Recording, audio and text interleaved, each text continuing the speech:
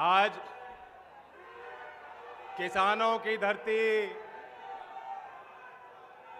और मुजफ्फरनगर के सामाजिक और राजनीतिक ताना बाना में बड़ी भूमिका अदा करने वाले शाहपुर में ये कार्यक्रम है।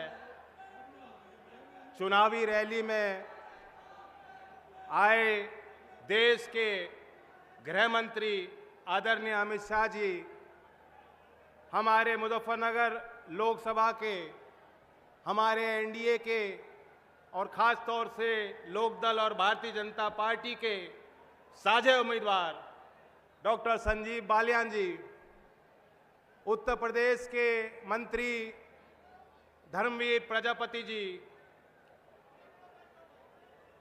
हमारे पार्टी के अनिल जो अभी इन्होंने शपथ ली और आपके आशीर्वाद से मंत्री बने उत्तर प्रदेश में,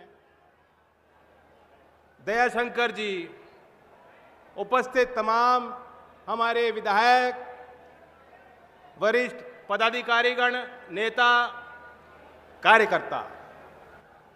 अभी हमारे भारतीय जनता पार्टी के अध्यक्ष जो कुशल संचालन इस बैठक का कर रहे हैं, जब उन्होंने मुझे निमंत्रण देना था तो इनके मुंह से निकल गया चौधरी अजीत सिंह जी। ये भी मेरे लिए बहुत बड़ा आशीर्वाद है। शाहपुर के लोग जानते हैं कि पिछली बार के चुनाव के बाद वो दोबारा शाहपुर आए थे। याद है कि नहीं याद? जब चौधरी अजीत सिंह जी शाहपुर आए थे, बहुत भावुक पल थे लोगों के लिए, और शाहपुर के लोगों को शायद उस समय मालूम नहीं था कि चौधरी अजीत सिंह जी का आखिरी पड़ाव वो यहाँ शाहपुर में उनका है। आखिरी मौका और अवसर लोगों के लिए था उनको देखने का और सुनने का। उन पलों को आप सजो के रखना। चौधरी अजीत सिंह जी के लंबे राजनीतिक सफर और जीवन यात्रा में मुजफ्फरनगर के लोगों का और खास तौर से पश्चिमी उत्तर प्रदेश के लोगों का बहुत बड़ा योगदान रहा। और मैं जानता हूं आज चौधरी अजीत सिंह जी की आत्मा बहुत खुश होगी। वो ये दिन देखना चाहते थे, वो देश की तस्वीर देखना चाहते थे। वो चाहते थे कि देश में जो कर्मठ और ईमानदार और मेहनतकश लोग हैं, उनके उत्थान के लिए काम करने वाले सबसे बड़े नेता रहे चौधरी चरण सिंह जी का सम्मान होना चाहिए। और मैं जानता हूं कि यहां जितने लोग बैठे हैं, आपकी मुस्कुराहट नहीं टूट रही उस दिन से जब भव्य कार्यक्रम में महामहिम राष्ट्रपति जी ने मेरे हाथों में आपका भारत रत्न दिया। ये भारत रत्न आपका है। मुजफ्फरनगर का हर एक व्यक्ति गदगद होना चाहिए।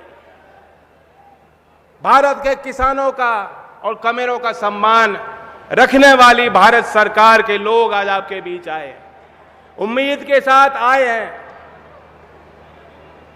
कि दोबारा तीसरी बार बड़ा मैंडेट, बड़ा विश्वास मुजफ्फरनगर के लोग चुनाव में वोट करके देंगे। 19 की तारीख पहले चरण में यहां चुनाव है। कहीं कोई कसर मत छोड़ना साथियों। पहले जो थोड़ी बहुत कसर थी, अब जब लोकदल और भारतीय जनता पार्टी एक हो गए और एनडीए में हम शामिल हो गए, संजीव जी इस बात को भली भांति जानते हैं। अब कोई बहाना किसी पे नहीं है, कोई कसर नहीं है, कोई टक्कर बची नहीं। कुछ दिन पहले जब भारत रत्न दिया गया, मैं सोच रहा था, मैंने भी कम समय में अपनी राजनीतिक यात्रा में बहुत नेताओं को बहुत करीब से देखा और उनके साथ काम करने का मुझे मौका मिला। आज देश के मानचित्र में जितने बड़े बड़े नेता हैं, उन्होंने भी कभी ना कभी चौधरी चरण सिंह जी के आशीर्वाद के साथ वो जनता के बीच गए और जनता ने उन्हें अवसर और मौके दिए। इसलिए आज जिस मुकाम पे वो लोग खड़े हैं, वह लोग भी चौधरी चरण सिंह जी का सम्मान करते हैं। लेकिन एक मौका मिल गया, दूध का दूध और पानी का पानी हो गया। हमें देखने का और परखने का मौका मिल गया कि जो कल परसों तक जब लोकदल का साथ राजनीतिक तौर से जिन पार्टियों और नेताओं के साथ था, वोट लेने के लिए वे लोग चौधरी चरण सिंह जी का नाम मंचों से लेते थे। लेकिन जब भारत रत्न का निर्णय भारत सरकार ने लिया, चाहे संसद के अंदर जब वहां चर्चा हो रही थी, चाहे भारत रत्न के देने के बाद आपने भी देखा होगा कि जो लोग कल परसों तक हमारे साथ थे और चौधरी चरण सिंह जी का नाम लेते थे, बड़े अदब और सम्मान से लेते थे और किसान की बात करते। चौधरी चरण सिंह जी को जब भारत रत्न दिया गया है, आप उनके सोशल मीडिया पे जाके देख सकते हैं, एक बयान आपको नहीं मिलेगा, इन्हें कहीं कोई खुशी नहीं है। उन्हें समझ नहीं आ रहा कि हम क्या करें और क्या बोलें और कैसे कैसे हम अपने चुनाव लड़ें। स्वागत भी नहीं कर पाए, खुशी जाहिर नहीं कर पाए कि चौधरी चरण सिंह को भारत रत्न मिला है। विरोध है उनके अंदर ही अंदर, विरोध वो कर रहे हैं। और मैंने कल परसों की बात है, जो उत्तर प्रदेश के मुख्यमंत्री रहे, उनका भी एक बयान मैंने देखा। अब तक मैं उनके लिए कुछ बोला नहीं हूं, मैं उनके लिए कोई व्यक्तिगत बात बोलूंगा भी नहीं। वो भले गाली गलौज करना चाहें तो मुझे 4 गाली फालतू देना चाहें तो दे दें, मुझे कोई फर्क नहीं पड़ता, क्यों मैं आपके साथ हूं। लेकिन एक बात बता देना चाहता हूं, मुजफ्फरनगर के लोगों से मेरी खास अपील है। मेरा इतना तो अधिकार आप पे बनता है कि नहीं बनता। मैं खास निवेदन करना आया हूं, हम लोगों की प्रतिष्ठा दांव पे लगी है। इन्हें बता देना, ऐसा वोट देना और इस तरीके से जिताकर इनको दिल्ली भेजना संजीव जी को, कि वो लोग जान जाएं मैं पलटा नहीं हूं। इसे पलटना नहीं कहते, इसे पटकनी मारना कहते हैं, पटकनी देनी है। मल विद्या वो थोड़ी बहुत जानते हैं, थोड़ी बहुत मैं भी जानता हूं। मुझे बड़ी खुशी हुई, शाहपुर में आकर मैंने पूछा, इसी कॉलेज के प्रबंधक से मेरी बातचीत हुई। यहीं ग्राउंड में 40 लाख रुपए कुश्ती हॉल के निर्माण के लिए मैंने अपनी निधि से लगाए हैं, उसका निर्माण जल्द होगा। और यहाँ के प्रबंधक मुझे बता रहे थे कितना टैलेंट है यहाँ बच्चों में। अभी स्टेट की जो प्रतियोगिता हुई कुश्ती में, 12 मेडल शाहपुर में इसी संस्था में पढ़ रहे बच्चों ने 12 मेडल जीते हैं, बहुत बड़ी उपलब्धि। यहीं पास में काकड़ा गांव है, पुनीत बालियान स्वर्ण पदक जीत के आया। मैं जानता हूं बहुत खुशी की एक लहर पूरे क्षेत्र में गई। उसके पश्चात मैं उससे मिलने गया, मैं उससे मिलना चाहता था। बहुत ही छोटे मध्यम वर्ग और गरीब परिवार उनका है, किसानी करते हैं और देश के लिए इतना बड़ा गौरव उन्होंने हासिल किया। उस समय पुनीत ने मुझे कहा कि हमारे गांव में वो व्यवस्था नहीं बन पाएगी, अगर आप खेल का कोई संसाधन देना चाहते हो तो शाहपुर में दे देना, शाहपुर में वो निर्माण होना चाहिए। तो इसका श्रेय जो शाहपुर में मेरी निधि लग रही है, मैं बता देना चाहता हूं सार्वजनिक तौर पर, पूरा का पूरा श्रेय पुनीत बालियान को, उनके परिवार को जाता है। मैं धन्यवाद उनको देता हूं, क्योंकि गृह मंत्री जी यहां बैठे हैं, देश के बड़े नेता हैं और बड़ी जिम्मेदारी इनके कंधों पे। मैं कुछ बात अपने मुद्दों की, किसानों की करना चाहूँगा।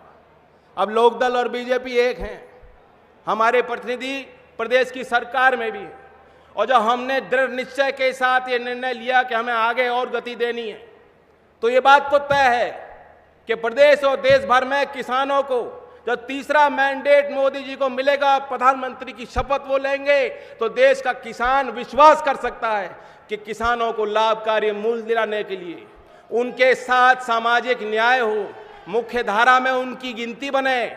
तमाम प्रयास, जो कोई कसर रह गई होगी, तमाम प्रयास मिलकर हम लोग करेंगे। आप विश्वास कीजिए, मुजफ्फरनगर के गन्ने की फसल दुनिया में चर्चित है, गुड़ का बहुत बड़ा व्यापार है। प्रदेश सरकार की 1 डिस्ट्रिक्ट 1 प्रोडक्ट योजना में भी यहाँ गुड़ का एक चयन हुआ है मुजफ्फरनगर के लिए। तो गुड़ की मिठास, गन्ने की मिठास भी बढ़ाई जा, किसानों को भी उसको बेहतर लाभ मिल सके, इसके लिए भी हम लोग फैसले लेंगे। समझदार के लिए इशारा ही बहुत होता है, बाकी आचार संहिता है, हम सब के लिए नियम बने हैं, लेकिन जो खेती किसानी करते हैं उन्हें मालूम होना चाहिए कि वो सरकार जो चौधरी चरण सिंह जी को सम्मान दे सकती है, इससे पहले भी सरकारें थी, इससे पहले भी लोग प्रधानमंत्री रहे, चौधरी साहब को लोग मानते भी होंगे, लेकिन उनके लिए इतना बड़ा फैसला आज तक कोई सरकार ले नहीं पाई। नरेंद्र मोदी जी के प्रधानमंत्री पद को संभालते हुए ये एक ऐतिहासिक फैसला भारत सरकार ने लिया है और ये साफ साफ दिखाता है कि भारत सरकार की प्राथमिकता किसान और कमेरों के लिए है और हमारी जवाबदेही भी आपके लिए है।